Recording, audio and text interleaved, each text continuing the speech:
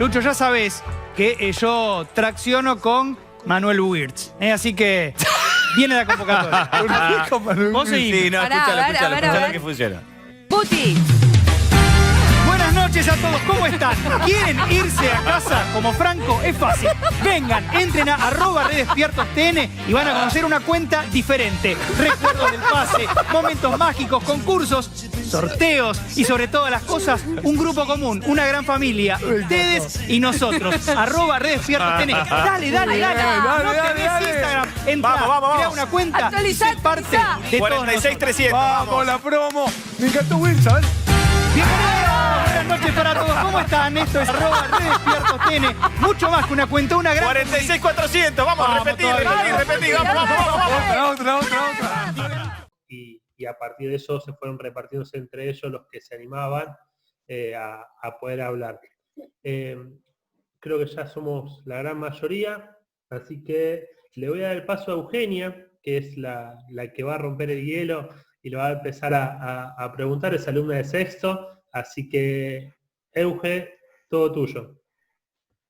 Bueno, primero que nada, buenas tardes, Juan.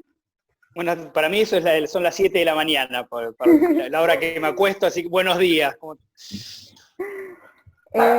comenzó desde muy joven a desarrollar las herramientas y conseguir cierta experiencia en el periodismo.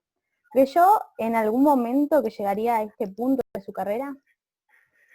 No lo creía, pero sí lo soñaba con mucha intensidad. Era un objetivo que tenía muy claro. Por eso empecé desde muy joven, básicamente desde que empecé a estudiar. Yo terminé a los 17, porque cumplo en febrero, quinto año, y ya en lo que era el primer año de la tecnicatura, yo estudié en Deportea, que es un taller de periodismo en donde la tecnicatura dura 3 años. Ya en el primer año empecé a hacer trabajitos muy chiquititos y me di cuenta que me encantaba y tenía, no te digo tan claro, pero sí más o menos claro hacia dónde quería ir y a partir de eso me empecé a equivocar y a partir de equivocar aprender para ir construyendo el camino, pero sí, digamos, desde que empecé soñaba con poder laburar de periodista deportivo, de poder expresarme en medios, de conocer lugares, así que el estímulo era muy grande ya en el comienzo y eso me empujaba a seguir, más allá de que todo comienzo es difícil, por supuesto. ¿Y en algún momento se imaginó haciendo otra cosa? ¿Trabajando de otra cosa? Más que imaginarme, en algunos momentos, como en todo trayecto en los que hay situaciones negativas, como perder un trabajo, como que salga mal una apuesta, como arriesgar para un lado y que después salga para el otro, sobre todo en este oficio, la vida a veces te pone en la difícil situación de decir, ¿puedo seguir sosteniendo esto o busco otro laburo que sea sustentable?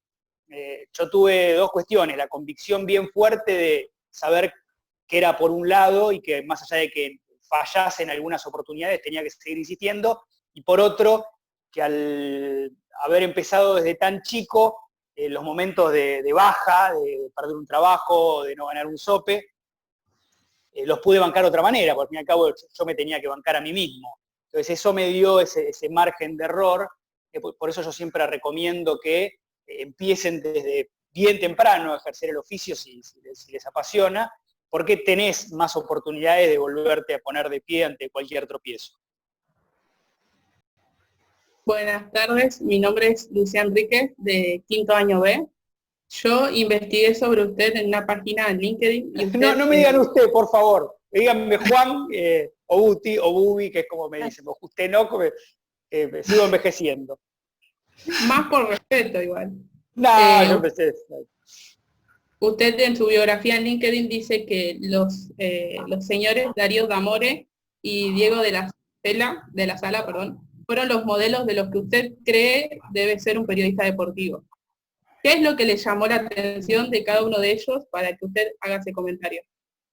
Bueno, primero son grandes amigos, de hecho Diego de la Sala, que nombraste, que hoy trabaja en TNT Sports, y fue una de las voces históricas de la rock and pop y demás, amigo del barrio en San Martín donde vivía, compañero de la primaria, de la secundaria, en Deportea, y hoy sigue siendo gran amigo, así que además de la admiración me une una amistad. Y Darío D'Amore fue uno de los que me dio las primeras oportunidades. Yo tengo, no sé si es por inseguridad, o por lo que fuere, una cuestión de mirar siempre cómo trabaja el otro desde un lugar de admiración, ¿no? Más allá de que yo pueda tener un método propio y que sea tan efectivo como otro. Y de Diego de la Sala admiro la capacidad de improvisación y de tomar a un error como una oportunidad y no como un freno. Es algo que después me gustaría explayarme porque es decisivo, sobre todo en medios, y más ahora que existen las redes sociales y ante un error te pueden escarnear públicamente, así que de eso me gustaría hablar después. Y a Darío D'Amore por es otro estilo de periodismo, pero más prolijo, más riguroso en la exposición. Son dos estilos diferentes, por eso me gustó un poquito de cada cosa. El hecho de poder ser histriónico, porque la solemnidad no tiene nada que ver con el rigor, vos no necesariamente tenés que poner cara de culo para ser riguroso, podés hacer absolutamente lo mismo de un lugar mucho, para mi gusto, mucho más digerible para el espectador, para el lector o para el que escucha, y eso lo hace Diego. Y también admiro mucho al periodista que no se sale nunca del cauce, en ningún contexto, que no lo desvía emocionalmente nada, y mantienen tonos, pausas, y no fallan en algún dato que generalmente es un diferencial. Por eso me gusta de cada extremo tomar algo para ir moldeando, en aquel momento ir moldeando el estilo propio a partir de lo que era yo. Bueno, respecto de sus primeros trabajos en el periodismo, ¿cuáles fueron? El primero era básicamente, no tenía nada de atractivo. Yo tenía que ir yo vivía en ese momento en San Martín, me habían presentado un periodista que se llama Beto Sáenz, que era especialista en rugby, y yo tenía nada más que ir con una mochila hasta la Unión Argentina de Rugby a buscar unos tapes y llevárselos hasta la casa, porque él grababa partidos de los Pumas en un archivo propio. Nunca le pregunté si era legal, pero me acuerdo que lo hacía. Yo creo que sí, que tenía algún tipo de autorización, porque los cassettes me los daban. Así que básicamente era un cadete. Pero ya el hecho de sentir, yo ya había hecho otros trabajos, como cualquier chico a los 16, 17 y 18, pero este fue el primero que me vinculaba en cierta forma con algo parecido al periodismo. Y después ya sí pude entrar al canal Cablevisión Noticias, que hoy se llama A24, en ese momento se llamaba Cablevisión Noticias, y ahí empecé como cualquiera, era el asistente de producción que, voy a contar algunas cosas que a ustedes les van a parecer de la prehistoria, pero rebobinaba cassettes para poner en las caseteras para que las noticias que presentaba el periodista estén, se llamaba en punta, en puerta. Por ejemplo, el periodista presentaba una noticia de esquí, yo tenía que buscar en el cassette que cuando él la presentaba estuviese justo el comienzo de la nota ahí, y por supuesto pasaron decenas de veces que pedía una nota de esquí, no a mí, sino a cualquiera de los asistentes de producción, y por lo que fuere, aparecía un perro, o aparecía un allanamiento en otro lugar.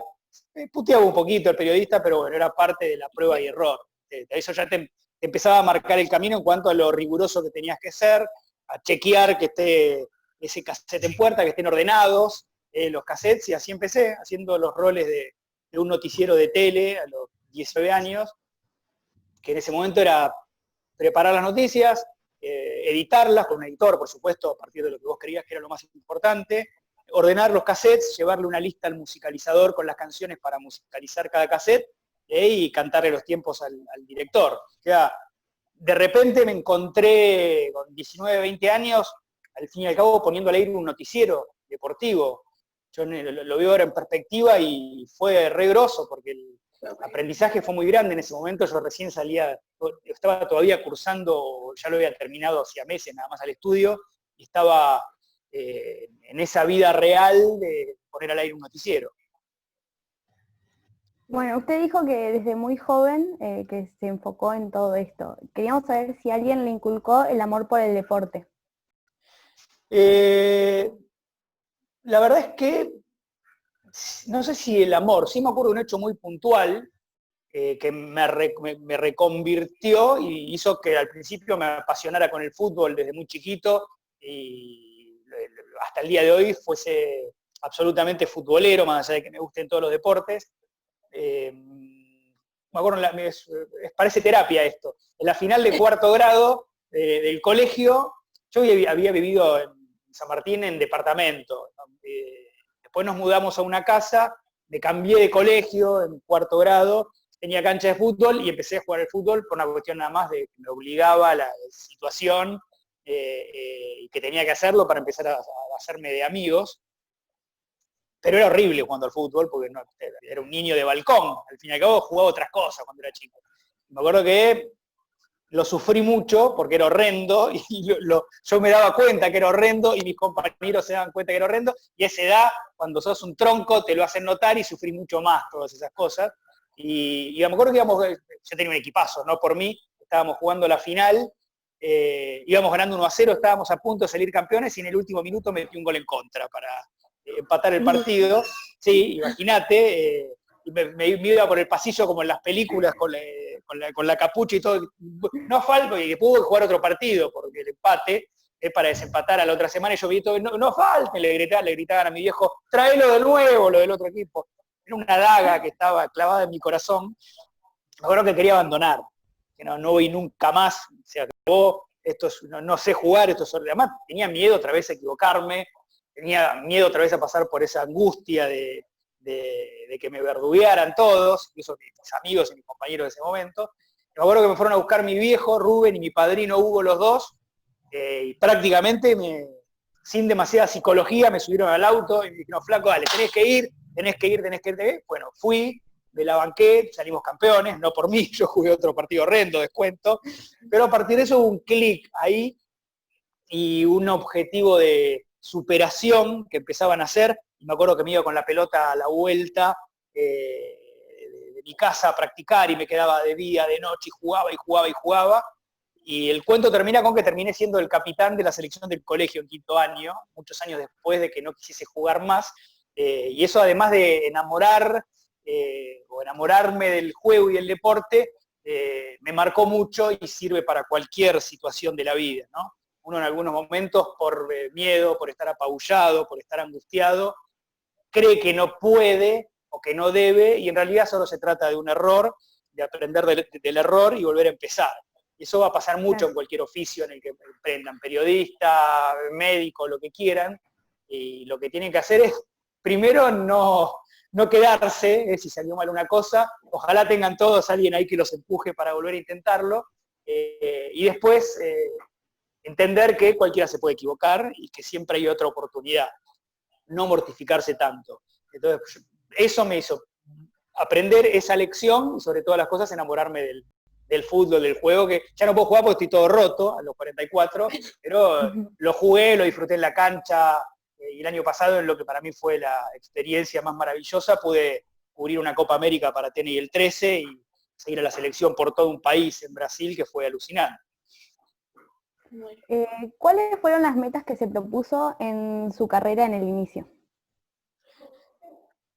Creo que la meta fue, y es la misma, que es básicamente ser una opinión o una referencia respetable, más allá de la cantidad de gente que escuchara, viera o leyera lo que hacía, o en este momento me siga en Instagram o en Twitter o lo que fuere. Siempre para el ego está bueno, el volumen, el número, pero siempre es más importante quién es y por qué. Y siempre tuve como objetivo ese, ¿no? Que digas, leo a este pibe, escucho a este pibe, o miro a este pibe porque confío en que chequeó la información, confío en que en todo caso si se está equivocando lo está haciendo de buena fe, y porque tiene una manera de contar que me resulta atractiva. O sea, básicamente ser una referencia, y creo que estoy en el camino, sin creer que ya está ni nada por el estilo, estoy en el camino para llegar a ese objetivo. Bueno, le doy el paso a una de mis compañeras para que le siga contestando. Hola, buenas tardes. Me llamo Erika Madrid y quería preguntarle cómo fue la experiencia de trabajar por primera vez en televisión. Hola Erika, bueno, la primera fue muy inconsciente porque fue muchísimos años antes de tener esta oportunidad en TN y el 13, ya hace 3 años. Fue también así en este mismo noticiero en el que te conté que hacía todas esas cositas de rebobinar los cassettes, de chequear, de ir a comprar facturas y esas cosas. Como en todo laburo, un día faltaba uno. Che, Juancito, ¿querés ir a hacer andate hasta el hotel donde está Boca concentrado y fíjate si haces una nota. Andate hasta el predio de la AFA de la selección que atiende a los jugadores. Andate hasta la cancha de Boca que hoy se vota una elección a presidente. Así que era, digamos, me sigue pasando hoy lo que me pasaba en ese momento, por eso es tan espectacular. Primero los nervios, porque siempre tenés así como un cosquilleo y al menos en mi caso, un nivel de exigencia medio que a veces está bueno, a veces no, pero tenés ese nervio porque salga bien. Segundo, pues yo sigo siendo esencialmente lo mismo que era a los 12 años, a los 13 o a los 15. Entonces encontrarme con un protagonista nacional o global del deporte o del espectáculo me sigue generando la reacción que me hubiese generado si pasaba por la puerta de mi casa en el barrio. No te digo gritar, abrazarlo, porque yo ya tengo que tener una distancia profesional y generar además, tengo algún objetivo cuando entrevisto a alguien, pero sigo teniendo esa situación de, al fin y al cabo, de admiración y de respeto en general.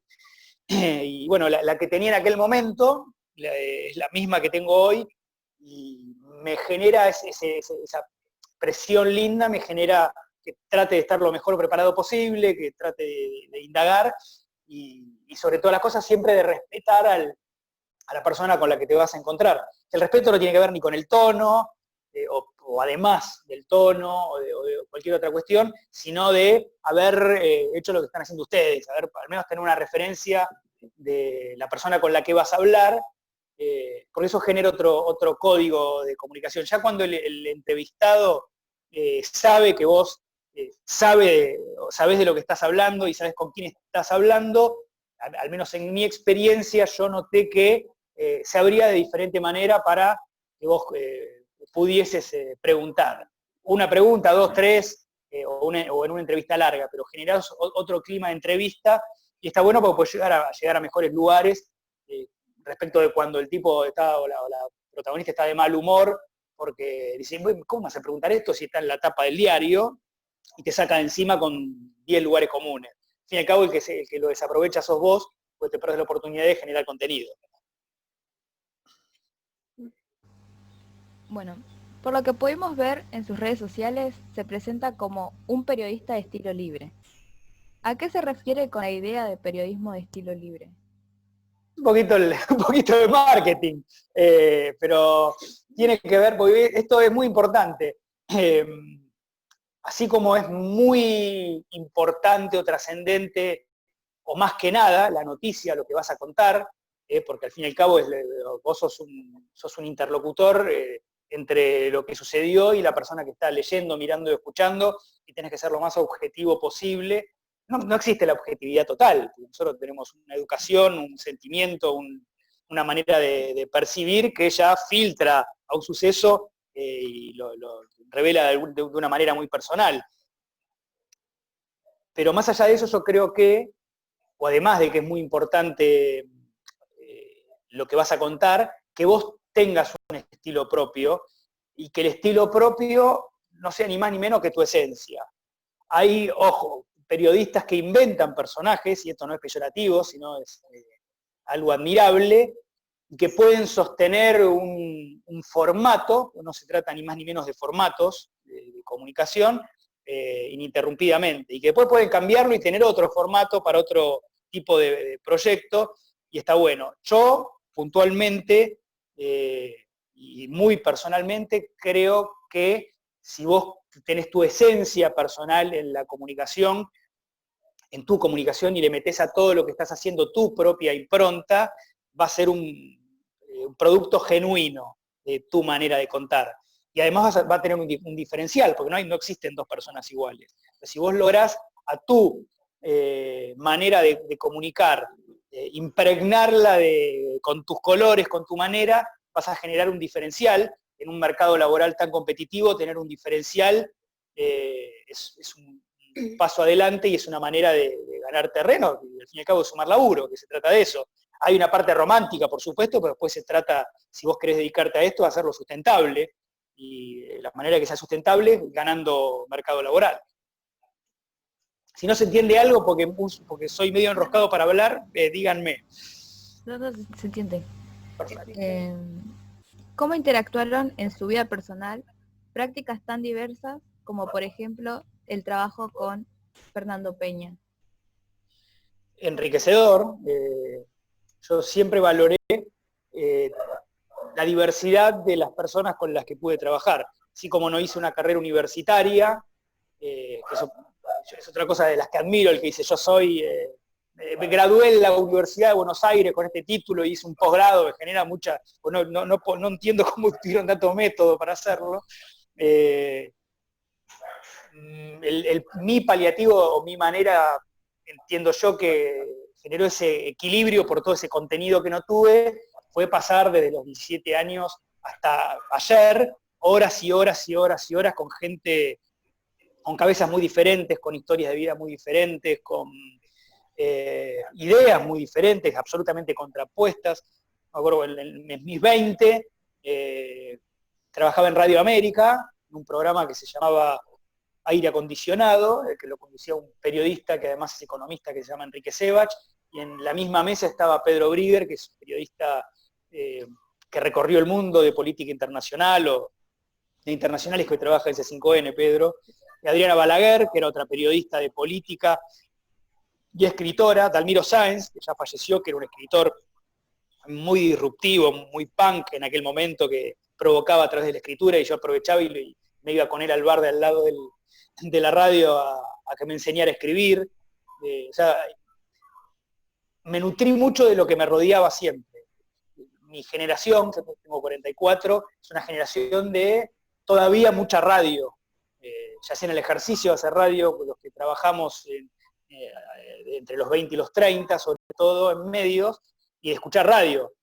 Yo me dormía cuando era chiquito con la radiecita, chiquitita bajo de la almohada, porque era un viaje. Yo tenía 12 años, me acuerdo, me mandaban a dormir, como cualquier nene, 10 años, y prendías la radio, la ponías abajo de la almohada y te ibas de viaje. Me acuerdo que escuchaba por radio, por AM, por Radio Nacional, un mundial de hockey sobre patines en San Juan. Entonces, de irme a dormir, supuestamente que era la parte más aburrida del día, de golpe estaba a oscuras, lleno de colores, en un lugar de la Argentina que estaba conociendo a partir de las palabras, escuchaba los ruidos de los hinchas, los ruidos de los patines, empezaba a engancharme con la competencia y me iba a dormir al otro día sabiendo que Argentina jugaba con Portugal y que era muy mágico el momento radial. Sí, tuve un montón de historias de referencias radiales, y todo eso fue generando, escuchar palabras nuevas, escuchar ideas nuevas, conocer, ya cuando laburé en radio, conocer personas nuevas, y me parece que está bueno eso, ¿no? De mirar siempre con mucha atención a quienes tenés alrededor, de registrarlos, porque aun cuando te parezca aberrante lo que pienses, es un punto de referencia para saber, yo jamás iría por este lado, esto me parece bien, esto es un espanto, mirá qué interesante, aun cuando yo no esté de acuerdo, y ahí vas forjando tu cabeza y construyendo tu propia identidad. ¿Cuál considerás que fue tu reportaje más polémico? Qué pregunta. En realidad no sé si tuve reportajes polémicos, porque en realidad mi personalidad y mi manera de entrevistar van por otro lugar. Yo la verdad es que no busco la confrontación, sino llegar a algún clima de conversación para conocer al personaje, a su historia o al análisis. En todo caso puede haber sido alguna pregunta en una conferencia de prensa que generó alguna reacción en el personaje, ahora, o en la que vos tenías alguna expectativa y la revolución que vino del otro lado nada que ver. Me acuerdo en un River Boca en la cancha de River hace 1000 años. Tuve la chance de preguntarle a Maradona, y dice, y yo tenía preparada la pregunta como para que fuese tapa de los diarios al otro día. Diego, fue tu último River Boca, que esto y lo otro, y me dijo, bla, bla, bla, no me dijo nada, me ninguneó completamente. Lo que yo creí que iba a ser la tapa del gráfico fue un sonido gutural que me devolvió Diego y quedé como un pavote. Después, a ver, bueno, un momento así intenso, porque a vos también te tiemblan las patas a veces, en algunos contextos, porque son momentos... Siempre en el ámbito del deporte es mucho más relajado, aún en los momentos más intensos, porque no deja de ser, al menos para mí, ese contexto. Pero el anteaño pasado fue, bueno, por ahí en las semifinales de Copa Libertadores, en la que Gallardo, no sé si se acuerdan, en un partido en Brasil en el que estaba suspendido, se mete igual el entretiempo en el vestuario contra el Gremio de Porto Alegre y da la charla igual y después lo suspenden, que esto que el otro. Sí. Y después del partido le pregunté por eso y le dije, vos sos consciente de que violaste una regla. Hay que decirle a Gallardo de frente, che, violaste una regla, esto que hiciste está mal, porque Gallardo para el promedio es Sarmiento, se había mandado una macana, más allá de que él justificase su reacción con argumentos como para respetarlo, y le pregunté por eso, y me acuerdo que fue una situación de estrés, pues yo le estaba diciendo, mientras el tipo festejaba, el tipo con todo respeto, ¿no? Mientras Marcelo festejaba una proeza, yo le estaba cuestionando a través de una pregunta que había violado una norma y una sanción, y me respondió que lo volvería a hacer. Bueno, me pareció un momento periodístico fuerte. El flaco me está validando que violó una sanción reglamentaria y que lo volvería a hacer a partir de su convicción. Más allá de que tal vez no sea un tipo de respuesta en la que te descalifican o genera mucho ruido y aparecen en los medios de chimentos y se hace viral, que una persona con una ética y un proceder está recontra respetado en la Argentina, diga, voy a volver a violar una norma, a mí me pareció fuerte como testimonio, pero por ese lado, no tanto por el hecho de generar polémicas por el solo hecho de provocar.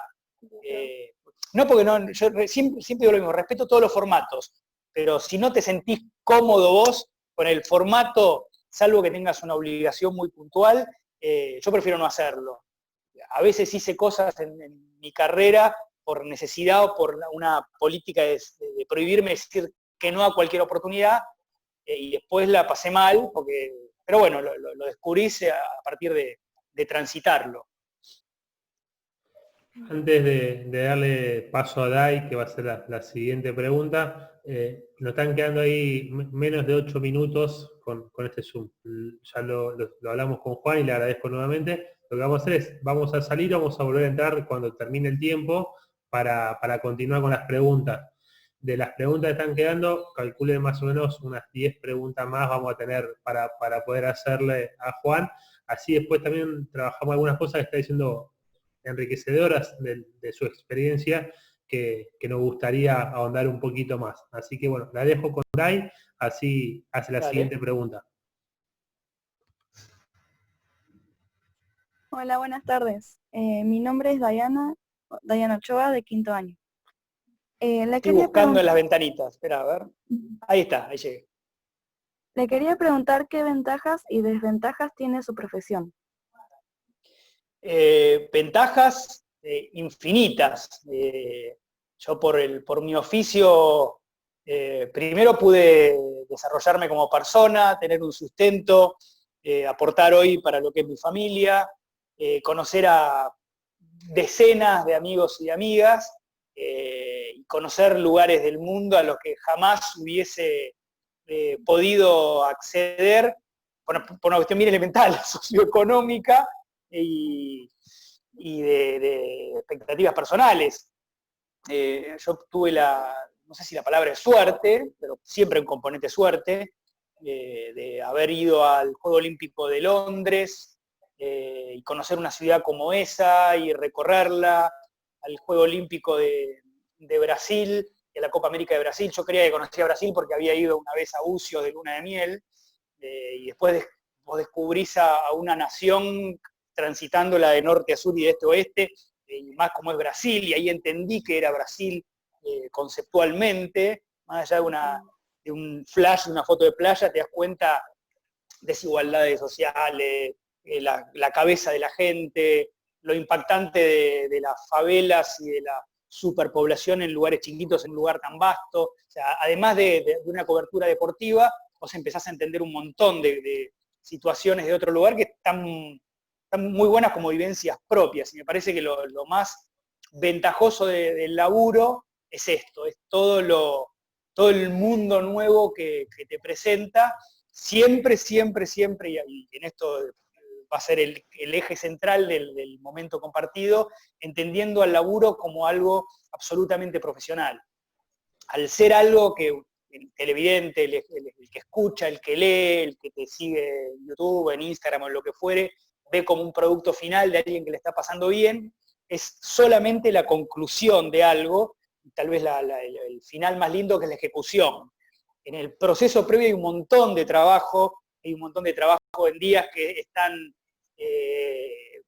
agendados para cosas mucho más frecuentes, como encontrarse con amigos, cumpleaños, a los que vos tal vez no podés ir, o te tenés que ir temprano, o ves que se están quedando todos y se van a bailar, y vos decís, pero mañana entro a las 6 a una radio que escuchan 7 personas, y vos tenés que decir, no importa, porque yo sé que es por acá, tenés que ir con la mejor cara, y sobre todas las cosas, que es algo que aprendí y lo tengo chequeado, nunca sabés quién puede estar mirando o escuchando, por más chiquitito que sea el medio, por más personal que sea el emprendimiento, siempre va a haber alguien que esté escuchando y que a partir de notar que vos te estás entregando completamente te puede abrir una puerta.